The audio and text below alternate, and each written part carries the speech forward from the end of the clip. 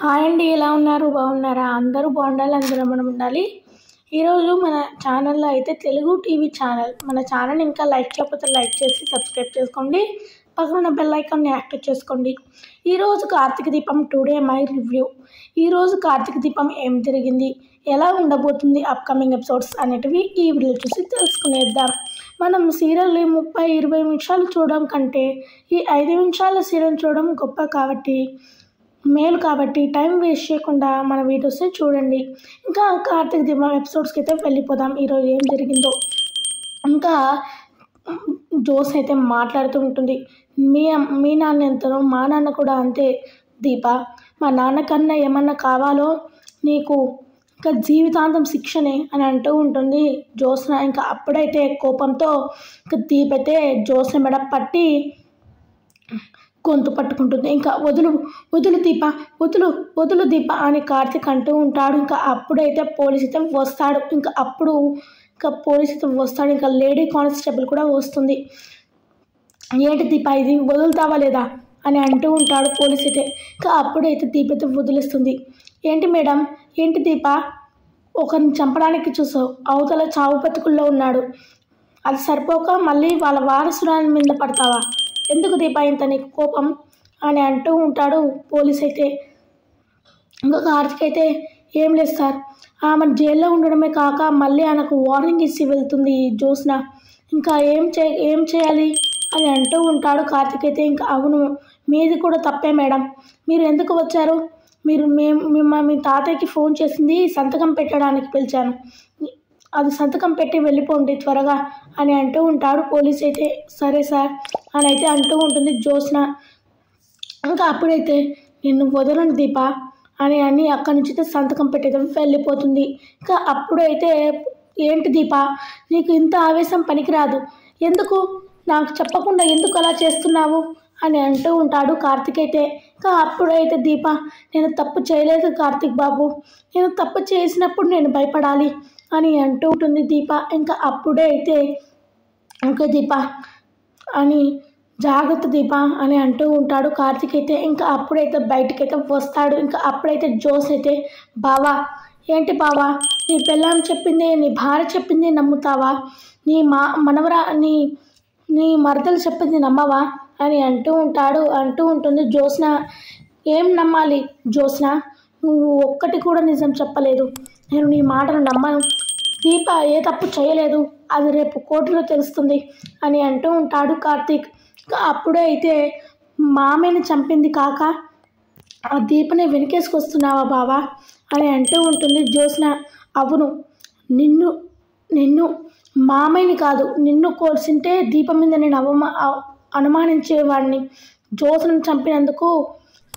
చంపింది నా కోసమే అని నేను అనుకునేదాన్ని, కానీ అది మామయ్యకి తగిలింది, దీప చేయలేదు ఆ తప్పు అని అంటూ ఉంటాడు కార్తీక్ అయితే. అవును బాబా, నేను చెప్పింది ఎప్పుడూ చెప్తూనే ఉన్నాను, మా కన్నీళ్లకు మా మాటలకు విలువ లేదు అని అంటూ ఉంటుంది జోస్న అయితే. అవును, రేపు కోర్టులో తెలుసుకుందాం వెళ్ళు ఇంకా అని అంటూ ఉంటాడు కార్తీక్. సరే బావా, కానీ ఆ జీవితాంతం జైల్లో పడి చిప్ప కొడుతుంటుంది నీ భార్య అని వెంటనే అయితే ఎక్కుతుంది కారు. ఇంకా అక్కడి నుంచి వెళ్ళిపోతుంది. ఇంకా కార్తీక్ అయితే, మనుషులకైతే బుద్ధి చెప్పగలము, మాటతో చెప్పగలము, కానీ ఇలాంటి వాళ్లకు దెబ్బలతోనే, చేతితోనే సమాధానం చెప్పాలి, దీపం మంచిగానే చేసింది, గొంతు పట్టుకుంది అని అక్కడి నుంచి వెళ్ళిపోతాడు కార్తీక్. ఇంకా అప్పుడైతే శౌర్య అయితే ఏడుస్తూ ఉంటుంది. అమ్మ ఎక్కడికి వెళ్ళింది, అమ్మ నాన్న వస్తే మేమందరం తింటాము అని అంటూ ఉంటుంది శౌర్య. అమ్మ, అన్నం తినకపోతే నీకు ఆయాసం వస్తుంది, అలాగే ఎనర్జీ ఉండదు, ముందు ఇది తిను అని అంటూ ఉంటుంది కాంచన. ఆహా, నేను తినను, అమ్మ నాన్న వస్తేనే మేమందరం కలిసి తిందాం అని అంటూ ఉంటాడు శౌర్య అయితే. ఇంకా అప్పుడైతే కార్తీక్ అయితే వస్తాడు. ఇంకా అప్పుడైతే నాన్నొచ్చాడు అని అంటూ ఉంటుంది శౌర్య. ఇంకా అప్పుడైతే శౌర్యకైతే, ఏమి నాన్న రాలేదా, అమ్మ రాలేదా నాన్న అని అంటూ ఉంటుంది శౌర్య. రాలేదమ్మా, అంత పని అయిపోలేదంట అని అంటూ ఉంటాడు కార్తీక్ అయితే. మరి ఫోన్ చేయి మాట్లాడుదాం, ఎప్పుడు వస్తుందంట, ఫోన్ చేయి, అమ్మతో మాట్లాడాలని ఉంది, అమ్మ నన్ను పిలిచినట్టుగా ఉంది శౌర్య అని వెంటనే అమ్మకు ఫోన్ చేయి అని అంటూ ఉంటుంది శౌర్య. ఇంకా అమ్మకాడ ఫోన్ లేదు కదమ్మా, ఫోను లేదు అక్కడ, మాట్లాడడానికి లేదు, అంత అనువుగా లేదు. అయినా అమ్మ చెప్పింది నాకు, శౌర్య తినకుంటే నేను మాట్లాడిన శౌర్యతో అని అంటుంది. నువ్వు తింటావా లేదా అని అంటూ ఉంటాడు కార్తీక్. అవునా, మరి రేపు ఫోన్ చేస్తావా అని అంటూ ఉంటుంది శౌర్య. చూద్దామ్మా, నువ్వు ముందు అన్నం తిను అని అంటూ ఉంటాడు కార్తీక్. సరే అమ్మా, సరే నాన్న, మరి నువ్వు ఒక పని చేయాలి అని అంటూ ఉంటుంది శౌర్య. చెప్పమ్మా, నీకోసం ఏమి చేయాలో చెప్పు అని అంటూ ఉంటాడు కార్తీక్. ఇంకా అప్పుడైతే నువ్వు ఒక మంచి కథ చెప్తూ పాట పాడుతూ నాకు అన్నం తినిపెట్టాలి, సేమ్ అమ్మలాగా అని అంటూ ఉంటాడు శౌర్య అయితే. సరే అమ్మా అని అక్కడి నుంచి అయితే వెంటనే అన్నం ప్లేట్ తీసుకొని శౌర్యకి అయితే కథ చెప్తూ అయితే తినిపించేస్తాడు. ఇంకా వెళ్ళి పడుకోమ్మా అని అంటూ ఉంటాడు కార్తీక్ అయితే. మా మంచి నాన్న, నేను వెళ్ళి పడుకుంటాను, అమ్మకు రేపు పొద్దున ఫోన్ చేస్తావు కదా అని అంటూ ఉంటుంది శౌర్య. చూద్దామ్మా, అమ్మకు వీలుంటే తప్పకుండా ఫోన్ చేస్తాను అని అక్కడి నుంచి వెళ్ళిపోతాడు కార్తీక్. అక్కడి నుంచి వెళ్ళిపోతుంది శౌర్య.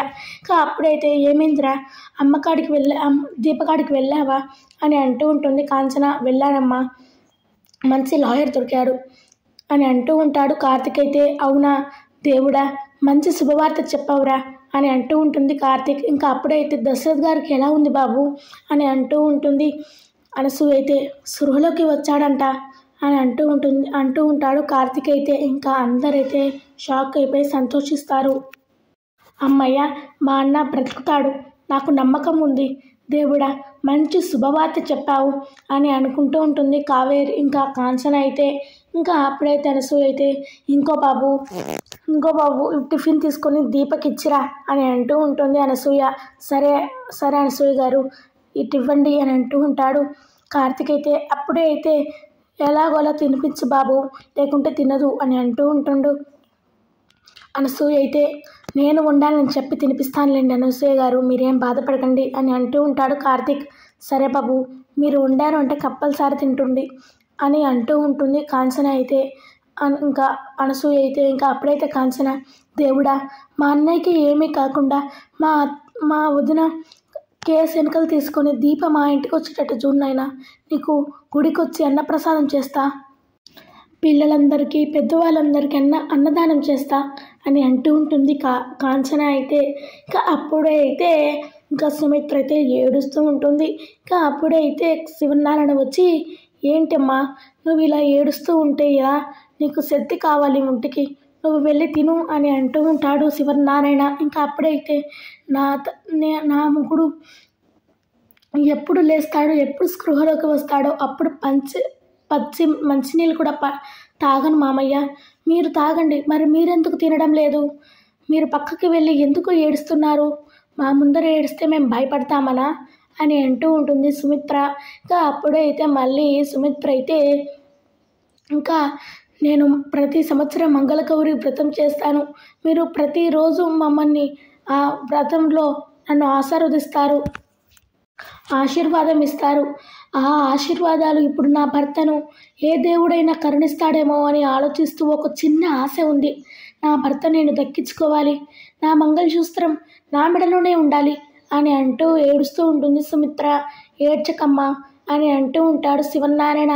ఎలాగోలన్నా గట్టి పిండం, దశరథ్ బతుకుతాడమ్మా, నువ్వేమీ భయపడకు అని అంటూ ఉంటాడు శివనారాయణ. ఇంకా అప్పుడైతే దశరథ్కి అయితే స్పృహ అయితే వస్తుంది, ఇంకా చేతులైతే ఆడిస్తాడు. ఇది ఫ్రెండ్స్ ఈరోజైతే ఎపిసోడ్. మీకు ఎలా అనిపించింది కామెంట్ చేయండి. అలాగే వీడియో నచ్చితే లైక్ చేసి సబ్స్క్రైబ్ చేసుకోండి. మరి కోర్టుకి ఏంటి అంటే, కోర్టువి ఇంకా వారం వరకు నడుస్తాయి ఎపిసోడ్స్ అనేటివి, అవన్నీ రేపైతే చెప్తాను. అంతకన్నా ముందు లైక్ చేసి సబ్స్క్రైబ్ చేసుకోండి. బాయ్.